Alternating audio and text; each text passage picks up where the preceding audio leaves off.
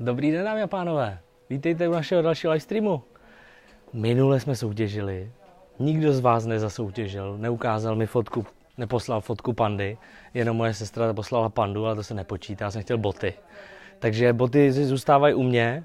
Jestli chce to někdo dohnat, tak ať to pošle. Jinak prostě nemůžeme soutěžit.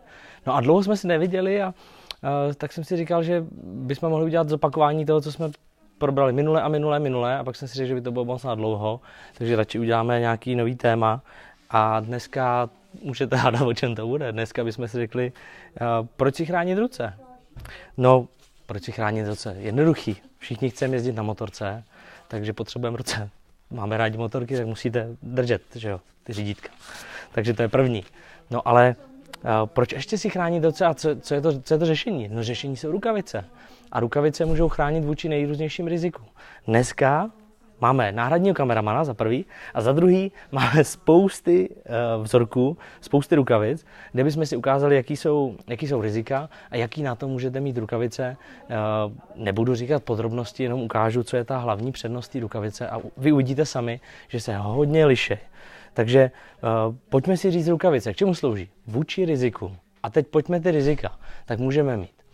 Začneme, já jsem si to napsal, protože jich je hrozně moc, takže můžeme se pořezat. Takže tady můžete mít takovýhle vysouvací nožík a ten dokáže být nebezpečný, takže můžete se pořezat. První, můžete se odřít, můžete se popálit. Popálit se můžete vysokou teplotou, ale zároveň se můžete popálit třeba stykem s chemickou látkou, která je agresivní.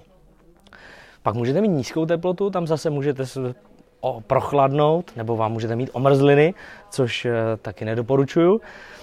Pak se můžete propíchnout, nebo ne vy, ale můžete si propíchnout ruce třeba pokud někdy budete třídit odpad, což bych vám nedoporučoval, a když už ho musíte třídit, tak se můžete dostat do styku s injekční jehlou, což potřebujete rukavice, kde prostě ta jehla vám neprojde skrz. Takže to je zase ten propich. Pak můžete mít vibrace.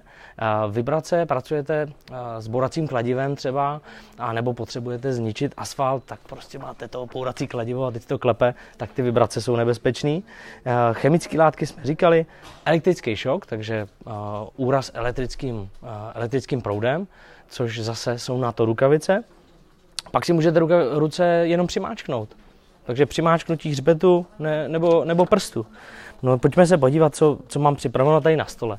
To je zřejmější. Tak pojďme začít tady u toho začátku, abyste viděli elektrický proud. Takže při úrazu elektrickým proudem, pokud tam hrozí to riziko, kdy děláte nějaký rozvodový skříni, kde by mohlo dojít k tomu úrazu, tak jsou to rukavičky tady toho typu.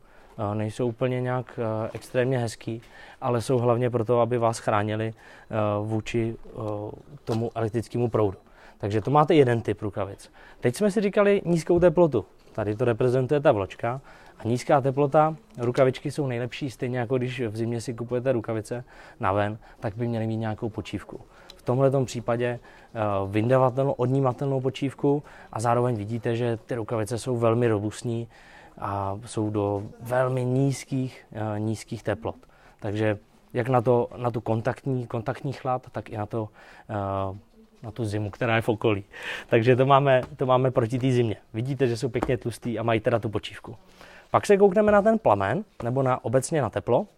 A zase se můžeme bavit o rukavicích, které jsou proti sálavému teplu, takže proti tomu teplu, který je v nějaké vzdálenosti, anebo je to zase to kontaktní. Že vy potřebujete nějaký předmět vytáhnout z pece, třeba když doma pečete, tak vytahujete něco, co je horkýho, takže zase jsou to rukavice proti teplu. Tady to je proti tomu sálavému, je tam taková hliníková vrstva, která vlastně odráží to sálavé teplo, odráží ho zase pryč. Takže další typ rukavice. Odření. Bavili jsme se o odření. Rukavice, takový ty standardní pracovní na stavbu, tak tady jsou z kůže. Kůže je fantastická v tom, že má vysokou právě odolnost vůči tomu oděru, takže pokud budete takhle na zahrádce nebo budete stavět dům a budete hýbat těma cihlama, tak si můžete vzít tady ty pracovní rukavice kožený. Teď mám tady příklad ty injekční stříkačky. A ta injekční stříkačka, ty rukavice pro tu injekční stříkačku vypadají takovým způsobem. To, co je tam unikátní, tak unikátní je to, že vevnitř z té dlaňové části a z těch prstů, tady pod tím je ještě jedna počívka, který se říká super počívka. A ta super počívka právě odolává tomu, abyste to propíchli injekční jehlou. Dneska to není o tom, že to budu testovat na sobě, takže vám to neukážu, ale opravdu to funguje. Ty rukavice na to mají certifikát, jsou na to certifikovaný a naši zákazníci je používají. Takže rukavička vypadá, je pro tu injekční jehli. Pak tady máme ty vibrace, to reprezentuje tady to, no nevím, co to je, jestli to bourací kladivo, asi jo. Tak ty rukavičky vypadají takhle, mají speciální projektily v dlaňové části a na prstech. A právě ty speciální projektily mají absorbovat do sebe ty vibrace a ty nárazy, aby nedošlo k tomu, že ty vibrace se vám budou přenášet postupně do těla, což je nebezpečný pro karpální tunely, žíly a další součásti ruky, končetin. Tak, chemické látky.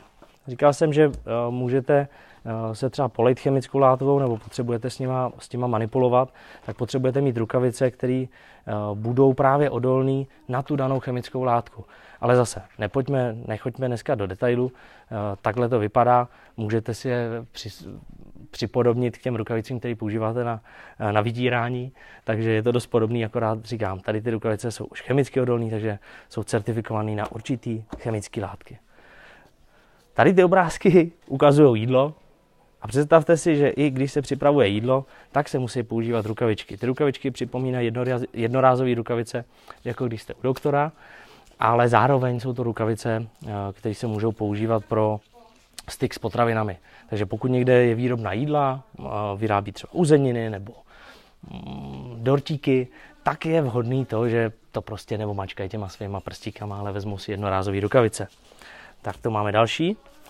Když jsme byli u toho prořezu, tak tady to opravdu nejsou rytířské rukavice. Jsou to rukavice, které používají hlavně řezníci při zpracovávání masa.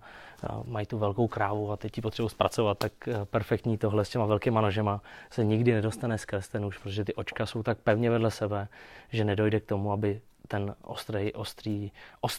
ostří prošlo skrz a poranilo toho člověka. Takže zase další typ rukavice a furt pracovní, jo? Nebavíme se o žádný jako srandě, je to furt pracovní rukavice.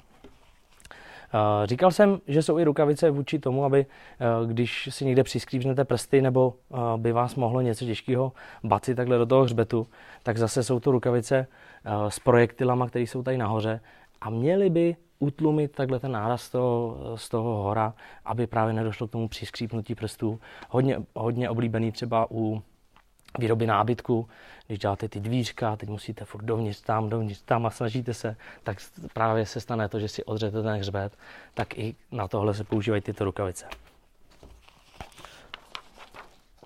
Rukavice na motorku. To už je sranda, ale i ty rukavice na motorku musí chránit vůči rizikům.